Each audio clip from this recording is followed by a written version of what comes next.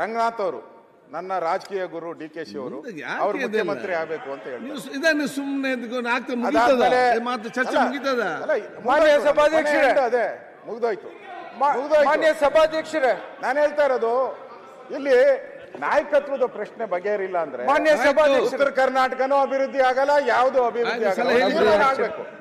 ಅದರಿಂದ ಇಲ್ಲಿ ಅವರು ಕೂಲಿ ಕೇಳ್ತಾರೆ. ಒಬ್ರು ಯಾರು ರಾಮನಗರದ ಶಾಸಕರು ಕೂಲಿ ಕೊಟ್ಟಿದ್ದಾರೆ ಅಂತ. ಇನ್ನ ರಾಜಣ್ಣ ಅದಕ್ಕೆ ಕೇಳ್ತಾನೆ, ಪರಮೇಶ್ವರ್ ಕೂಲಿ ಯಾವಾಗ ಕೊಟ್ಟಿದ್ದೀರಾ ಅಂತ. ಎಲ್ಲ ದಿನ ಪತ್ರಿಕೆಯಲ್ಲಿ ಬರ್ತಾ ಇದ್ರೆ ಏನ್ ಅನ್ಸ್ತೈತೆ ಅಧಿಕಾರಿಗಳಿಗೆ? ಬಿಡಿ, ಅಧಿಕಾರಿಗಳಿಗೆ ಏನ್ ಅನ್ಸ್ತೈತೆ?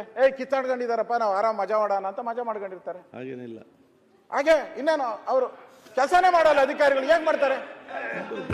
ಮಾಡೋದೇ ಇಲ್ಲ.